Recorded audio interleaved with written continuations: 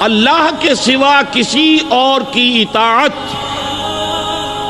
جس سے اللہ کی معصیت لازم آتی ہو، شرک۔ لا طاعت لمخلوق فی معصیت الخالق، مخلوق میں سے کسی کی اطاعت نہیں ہوگی یہ اس معاملے میں جس میں خالق کی معصیت لازم آ رہی ہے۔ ہاں، خالق کے احکام کے اندر والدین کا حکم بھی مانو، اطاعت کرو،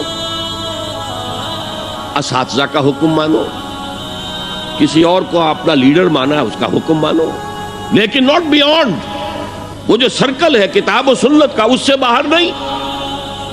لا طاعت لمخلوق فی معصیت الخالق، یہ آپ الجبرے کے فارمولے کے طور پر اپنے سامنے رکھیے، اب اسے اپلائی کیجئے۔ جیسے فارمولوں کے ذریعے سے پھر بڑے بڑے وہ سم جو ہے وہ حل کیے جاتے تھے سوالات۔ صبح کا وقت ہے، آنکھ بھی کھلی ہے، کوئی اذان کی آواز بھی کان میں آئی ہے، آپ کا نفس کہتا ہے ابھی سو جی۔ آپ نے اپنی چادر یا کمبل کو درست کیا اور کروٹ لی اور سو گئے۔ یہ کیا ہے؟ آپ نے کس کا حکم پیچھے پھینکا اور کس کا حکم مانا؟ اللہ کے حکم کو پیچھے پھینک دیا، نفس کے حکم کو آگے رکھا۔ یہ شرک، اس شرک کو جاننے والے بہت کم ہیں۔ مولانا روم نے خوب کہا تھا، نفس ماں ہم کم ترس فرعون نیست لیکن اورعون ایراعون نیست۔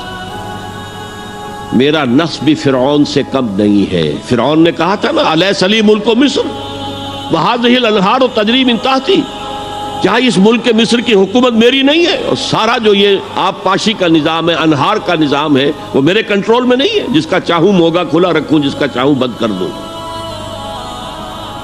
یہ تھا خدائی کا دعویٰ، انا ربکم الاعلی۔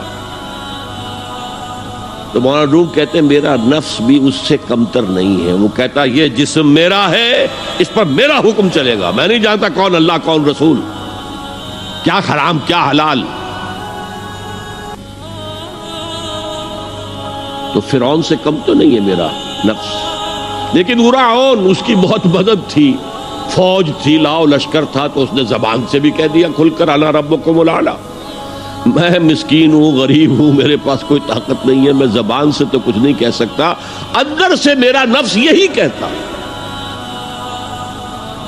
یہ نفس کی حکومت قرآن کہتا ہے، بحران ہوتا ہوں۔ دو جگہ یہ مضمون آیا ہے، ارأیت من اتخذ الہہ ہواہ افانت تکون علیہ وکیلا۔ اے نبی تم نے دیکھا اس شخص کو، اس کے حال پر غور کیا جس نے اپنی خواہش نفس کو اپنا الہ بنا لیا ہے۔ اللہ اکبر، الہ لا الہ الا اللہ، کلمہ توحید کا مرکزی لفظ یہاں آ رہا ہے، من اتخذ الہہ ہواہ، جس نے اپنی خواہش نفس کو اپنا معبود بنا لیا، الہ بنا لیا۔ افانت تکون علیہ وکیلا، کیا آپ ایسے شخص کی کوئی ذمہ داری لے سکتے ہیں؟ سود حرام ہوا کرے جی، حرام ورام، ہمارا دھندا جو ہے وہ آگے بڑھ نہیں سکتا۔ تو اللہ کے حکم کو پیچھے ڈالا، نفس کے تقاضے کو آگے رکھا۔ کون معبود ہے آپ کا؟ نام عبداللہ رکھیے، نام عبد الرحمن رکھیے، ہے عبد النفس، نفس کے بندے، نفس کے غلام۔ یہ میں نے یوں سمجھئے کہ جیسے میں نے ہجرت اور جہاد کی ڈیفینیشنز کی تھی۔ ہجرت کا بیس کیا ہے؟ پوچھا گیا ایُّ الہجرت افضل یا رسول اللہ، اے اللہ کے رسول بتائیے سب سے اعلیٰ ہجرت کون سی ہے، افضل؟ فرمایا ان تہجر ما کرہ ربک، ہر اس چیز کو چھوڑ دو جو تمہارے رب کو پسند نہیں۔ آج رات ہی سے آپ ہجرت شروع کر سکتے ہیں۔ جائزہ لیجئے کیا کیا چیزیں میری زندگی میں خلاف شریعت ہے، جو اللہ کو ناپسند ہے، فیصلہ کیجئے کہ آج کے بعد نہیں ہوگی۔ ہجرت شروع ہو گئی، افضل الہجرہ، سب سے افضل ہجرت شروع ہو گئی۔ لیکن ٹاپ پر لے جائیے تو یہ ہجرت جب اللہ کے دین کو قائم کرنے کی جدوجہد اس مرحلے پر آ جائے کہ اب باطل کے ساتھ ٹکراؤ ہے، اور اب چاہیے کہ ساری قوت ایک مرکز پر جمع ہو جائے. ہجرت فرض کر دی گئی. وہ ہجرت گھر بار چھوڑ کر، اہل و عیال کو چھوڑ کر، اور مکے کے بھیڑیوں کے رحم و کرم پر چھوڑ کر اپنے گھر والوں کو، جو لوگ ہجرت کر کے آئے. حکم تھا. ہجرت مدینہ فرض تھی، ہجرت حبشہ فرض نہیں تھی.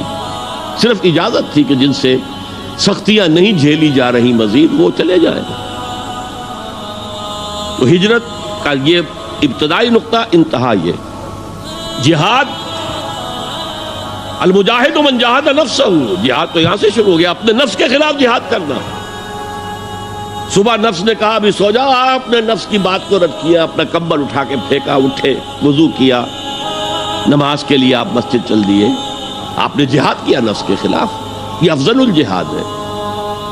اور سب سے چوٹی اوپر یہ ہے کہ جب وہ حق و باطل کی جنگ ہو تو جان ہتھیلی پر رکھ کر میدان میں حاضر ہو جاؤ.